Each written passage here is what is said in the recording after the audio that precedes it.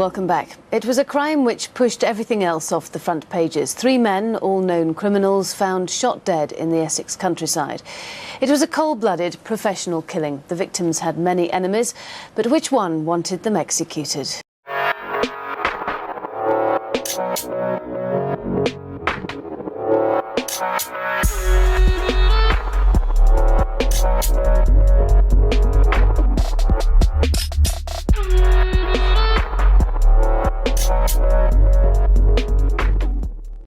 And welcome back to a new video on the Essex Boys case. As always, if you are enjoying the content, please do give the video a thumbs up. And if you're interested in the Essex Boys case, or simply true crime in general, don't forget to hit the subscribe button below. So how exactly did Tucker, Tate and Rolfe find themselves down the bottom of Workhouse Lane on the evening of December the 6th? It was put forward by the prosecution in court and has also appeared in countless TV documentaries, films and books regarding the murders that I guess this all sort of really originated from the 14:29 call to Tucker's mobile that same afternoon. Now, as many of you will be aware, this phone call was placed from near to the Sorrel Horse pub, which was very close to the workplace of Jack Womes. Now, it is often wrongly surmised that this telephone call went to Pat Tate.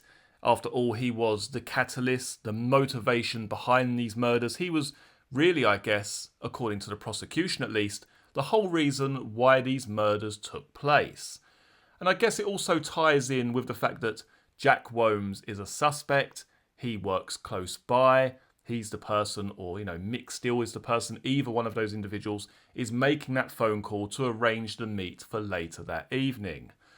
But having taken a look at a CCRC document, there appears to be another telephone call from the day before, which I believe could shed some light on the actual arrangements for the evening of December the 6th.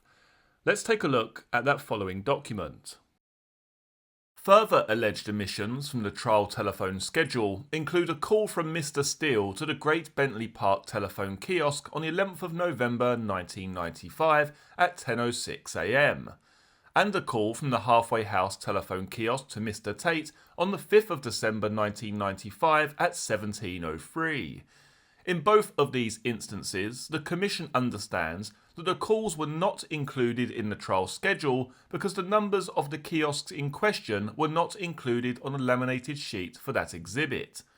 The same is true for calls which were made from Tate's landline to the landline of Claire Carey, one of his girlfriends, at 17:15 and 18:06 on the 6th of December. In all instances, the fact of the calls was revealed to the defence in that the relevant billing was disclosed. So to clarify what is being spoken about there, we have Pat Tate receiving a call from the Halfway House public house payphone at 17:03 the day before they are murdered. Now, according to Daryn Nichols, this is the meeting point on the evening of December the 6th. According to Daryn Nichols, this is where Steele, Womes and Nichols were waiting for Tucker, Tate and Rolfe to arrive. So what is the relevance of this telephone call? Well, one thing that we can say for certain is that both Womes and Steele actually lived nowhere near the Halfway House pub. Now, when I take a closer look at this telephone call, December the 5th, 1995, 17:03 to Pat Tate from the Halfway House public house. Now, if this were in fact either Jack Womes or Michael Steele who made this call, I guess it would make quite a lot of logical sense. They don't want to use a payphone near to where they reside. They're using a payphone out the way, just in case that when they come to obviously check the telephone records of the deceased after the murders, they're not going to immediately link them to these individuals. So I guess that does make quite a lot of sense. But what doesn't make a lot of sense is the telephone call which is placed the following day, December the 6th, 1995.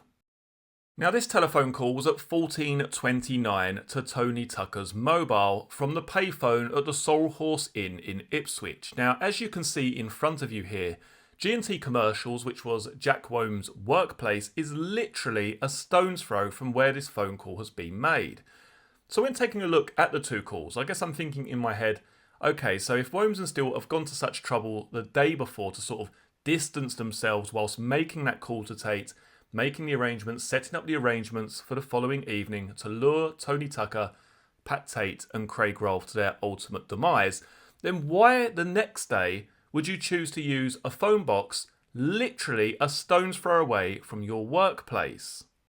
For me personally, the 14:29 call to Tony Tucker was not the call which sparked off the chain of events which would, I guess, ultimately lead to the deaths of Tucker, Tate and Rolfe. And this is believed by many people actually that this call was the spark that set off the chain of events that got Tucker, Tate and Rolfe down the lane. But I've never really been a believer that this was all thrown together at the last minute. It wasn't just a case of calling someone up at 2:30 in the afternoon, seeing if they're free and, oh, okay, well, they're free tonight, let's just kill them. To me, there's too much pre-planning that's taking place in this murder. You've only got to look at the location, the gun club, all the stuff that I've discussed in previous videos, the fact that they only shot there on a Wednesday.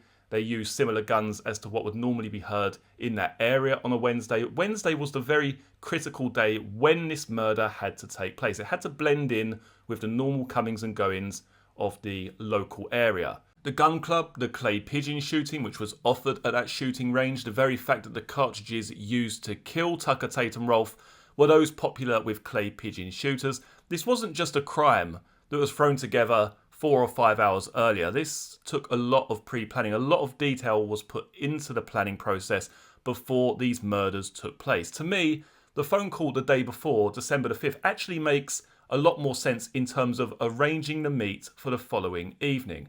Now, I won't discredit the fact that that call on December the 6th may have been to check that they were still on for later that evening, but I just don't believe that all of the plans originated during that call.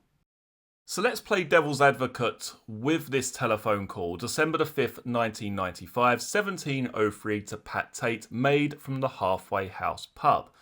The first thing I find curious about this telephone call is that it originates from that very place, the Halfway House pub, the place that Daryn Nichols claims that Michael Steele meets up with Tate, Tucker and Rolfe, and the rest of the chain of events begin to unfold. One aspect that simply cannot be overlooked before we continue is the telephone evidence. All of the telephone evidence is circumstantial. We don't know for a fact that Tucker, Tate and Rolfe were at the Halfway House. We do not know for a fact that they were at the Hungry Horse. Everything is based around the testimony of Daryn Nichols. The best way that I can explain this is that if Daryn Nichols says, okay, at X time I was at the Halfway House, the police would check the telephone records, they would see what beacons their phones connected to during that time period, and if he was at the Halfway House, he would have connected to a certain beacon. So that's how they're corroborating Daryn Nichols' story. The fact of the matter is, they could have been within a 10-mile radius of the Halfway House pub. It's really important that we stress this because so many people get lost in the telephone evidence that it's some sort of Bible or gospel truth when actually it isn't. You've only got to look at the Delphi case, which I'm looking at currently, a case from Indiana in America. Even the telephone evidence in 2017 cannot locate certain people at certain times. All you can tell is which telephone beacon or which cell site a phone connects to during a certain time period. Now, for anyone who may still be a little bit confused about just how accurate the telephone evidence was, what I want you to do is listen to the following paragraph from a telephone expert who is actually working on behalf of the prosecution. This isn't from the defence. This isn't for anyone with any vested interest in Womes and Steele. This is a telephone expert working on behalf of the prosecution. He states the following. Point 4.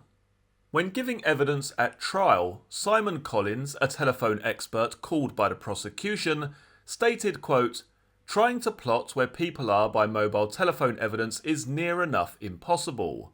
You are dealing with likelihood and possibilities, and it is very complicated.